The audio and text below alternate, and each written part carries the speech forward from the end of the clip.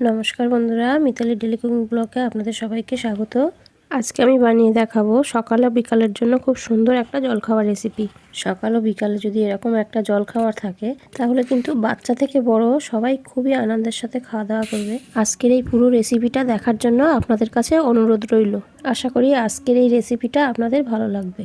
আজকে আমি বানিয়ে দেখাবো খুবই স্পেশাল একটা ঘুগনি রেসিপি, আর তার সাথে থাকবে খুব সুন্দর নরম একটা পরোটা, যেটা কিনা ঘুগনির স্বাদকে আরও দ্বিগুণ করে তুলবে। এখানে আমি কাবলি ছোলা নিয়ে নিয়েছি 500 গ্রাম, আর এই ছোলাটা আমি আগের দিন রাত্রেই ভিজিয়ে রেখেছিলাম। আপনারা চাইলে কিন্তু ঘুগনিটা বানানোর 3-4 ঘন্টা আগেই ভিজিয়ে নিতে পারেন। ছোলাটা প্রেসার কুকারের মধ্যে নিয়ে 3 থেকে 4টে সিটি দিয়ে নেব, তাহলেই কিন্তু ছোলাটা খুব সুন্দর সেদ্ধ হয়ে যাবে। ছোলার মধ্যে আমি দিয়ে দিলাম খুব সামান্য লবণ, হলুদ, আর একটু আদা রসুন বাটা, আর এক টুকরো দালচিনি, আর একটা তেজপাতা। ছোলাটা যতক্ষণে সেদ্ধ হবে ততক্ষণে আমি ঘুগনির জন্য বাকি সমস্ত উপকরণ রেডি করে নেব। এখানে আমি সব কিছু রেডি করে নিয়েছি, আর আমি ঘুগনিটা বানাবো মাংস দিয়ে, সেজন্য মাংসগুলো আমি একটু ছোট ছোট টুকরো করে কেটে নিয়েছি। এদিকে ছোলাটা সেদ্ধ হয়ে গেছে, ঢাকনাটা খুলে একটু চেক করে নেব ছোলাটা ঠিক মতো সেদ্ধ হয়েছে কিনা। দেখতেই পাচ্ছেন কত সুন্দরভাবে গলে গেছে ছোলাটা। এদিকে গ্যাসের উপরে একটা কড়াই বসিয়ে দিয়ে সর্ষের তেল দিয়ে নিলাম। ঘুগনিটা কিন্তু আমি সর্ষের তেলেই বানাবো। সর্ষের তেল দিয়ে বানালে ঘুগনির টেস্টটা খুব ভালো হবে, সেই জন্য আমি সর্ষের তেল দিয়েই রান্নাটা করব। আপনারা চাইলে কিন্তু রান্নাটা সাদা তেল দিয়েও করতে পারেন। তেলের মধ্যে আমি আলু দিয়ে দিলাম, আর আলুতে খুব সামান্য লবণ আর হলুদ দিয়ে সুন্দর করে লাল লাল করে ভেজে নেব। আলুটা কিন্তু আমি খুব সুন্দর করে লাল লাল করে ভেজে নিয়েছি। এবার আলুটাকে তুলে নেব। আপনারা চাইলে কিন্তু আলুটা ছোলার সাথে সেদ্ধ করে নিতে পারেন, কিন্তু এইভাবে আলাদা করে একটু ভেজে নিলে আলুটা খেতে কিন্তু খুব সুন্দর লাগে।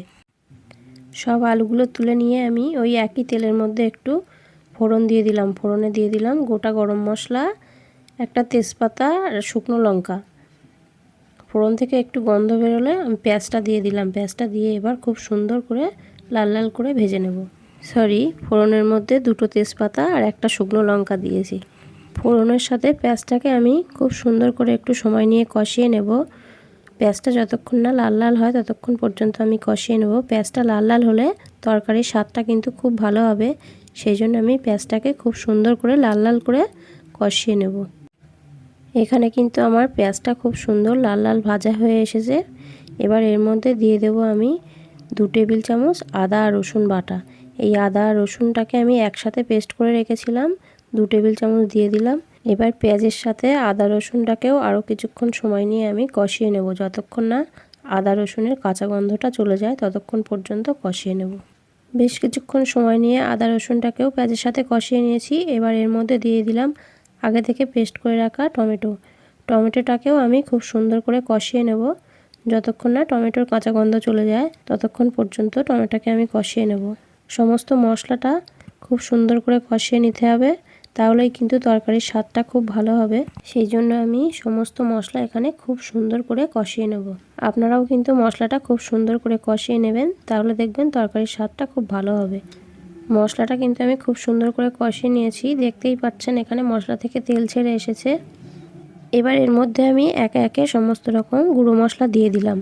আমি কিন্তু এখানে সব সময় রান্নায় যে মশলাগুলো ব্যবহার করি সেই মশলাগুলোই ব্যবহার করলাম, আলাদা করে কোনো রকম চানা মশলা কিন্তু ব্যবহার করিনি।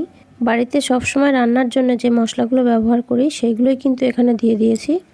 মশলার মধ্যে দিয়েছি আমি 1/2 চামচ জিরে গুঁড়ো, 1/2 চামচ ধনে গুঁড়ো, 1/2 চামচ লঙ্কা গুঁড়ো, 1/2 চামচ হলুদ গুঁড়ো, আর দিয়েছি লবণ। লবণটা আপনারা স্বাদ মতন দিয়ে দেবেন। আমি ছোলার মধ্যে লবণ দিয়েছিলাম, আলু ভাজার সময় লবণ দিয়েছিলাম, ওই জন্য অল্প করে দিলাম, লাগলে পরে আবার দিয়ে নেব। এখানে মশলাটা কিন্তু খুব সুন্দর করে আমার কষানো হয়ে গেছে। এবার কুচি করে কেটে রাখা মাংসটা এর মধ্যে দিয়ে আমি আবারও খুব সুন্দর করে মশলার সাথে মাংসটা সুন্দর করে কষিয়ে নেব। আর আমার এই ঘুগনি রেসিপিটা আপনাদের যদি একটুও ভালো লাগে তাহলে প্লিজ চ্যানেলটিকে সাবস্ক্রাইব করে লাইক, শেয়ার, কমেন্ট করে আমার পাশে থাকবেন। আপনাদের একটা লাইকই আমাকে পরবর্তী ভিডিও বানাতে অনেক উৎসাহিত করে, সেই জন্য প্লিজ একটা লাইক করবেন আর অনেক অনেক শেয়ার করবেন, আর চ্যানেলটিকে অবশ্যই সাবস্ক্রাইব করে আমার পাশে থাকবেন। মশলার সাথে মাংসটা কিন্তু আমি খুব সুন্দর করে কষিয়ে নিয়েছি। মশলা থেকে কিন্তু তেল ছেড়ে এসেছে, মাংস থেকে তেল ছেড়ে এসেছে। এবার এর মধ্যে আমি দিয়ে দিলাম ভেজে রাখা আলু আর কুচি করে কেটে রাখা কাঁচা লঙ্কা দিয়ে আমি আবারও খুব সুন্দর করে কিছুক্ষণ মিশিয়ে ভালো করে কষিয়ে নেব। আর ওদিকে কিন্তু আমি ছোলাটা সিদ্ধ করে ছোলা থেকে জলটা ঝরিয়ে রেখেছিলাম। এবার এর মধ্যে ছোলাটা দিয়ে দিলাম। ছোলাটা দিয়ে আমি সব কিছু আবারও কিছুক্ষণ কষিয়ে নেব। মশলা সহ মাংসের সাথে ছোলাটা খুব সুন্দর করে কষিয়ে নিলে কিন্তু তরকারির স্বাদটা খুব ভালো হবে। সেই জন্য আমি এখানে জলটা আলাদা করে ঝরিয়ে নিয়ে মশলা সহ মাংসের সাথে ছোলাটাকে খুব সুন্দর করে একটু কষিয়ে নেব। আমি কিন্তু এখানে সব কিছু খুব সুন্দর করে কিছুটা সময় নিয়ে কষিয়ে নিয়েছি। এবার এর মধ্যে আমি ছোলার যে জলটা ঝরিয়ে রেখেছিলাম সেই জলটাই দিয়ে দেব। এখানে আমি ছোলার জলটা দিয়ে দিলাম। এখানে আমার আরও একটু জল লাগবে, আগে একটু নাড়াচাড়া করে দেখে নেব, নিয়ে তারপর সেই পরিমাণে আমি জলটা অ্যাড করব। আর জলটা কিন্তু অবশ্যই গরম করে দিতে হবে। এখানে আমি আরও কিছুটা পরিমাণে জল দিয়ে দিয়েছি। এবার ঘুগনিটা হতে থাকবে, ততক্ষণে আমি পরোটার জন্য ময়দাটা মেখে নেব। পাত্রের মধ্যে আমি পরিমাণ মতো ময়দা নিয়ে নিয়েছি। ময়দার মধ্যে লবণ, চিনি আর সাদা তেল দিয়ে সুন্দর করে একটু ময়ান দিয়ে নেব। খুব সুন্দর করে হাত দিয়ে নাড়াচাড়া করে কিন্তু আমি এরকম একটু ময়ান দিয়ে নিয়েছি। এবার এর মধ্যে অল্প অল্প করে জল দিয়ে সুন্দর করে ময়দাটা মেখে নেব। ময়দাটা কিন্তু একটু নরম করেই মাখবো, যাতে করে পরোটাগুলো খুব সুন্দর নরম সফট হয়। সেজন্য কিন্তু ময়দাটা একটু নরম করেই মাখবো। এদিকে কিন্তু ঘুগনিটা আমার প্রায় হয়ে এসেছে। আমি নুন ঝাল সব কিছু দেখে নিয়েছি।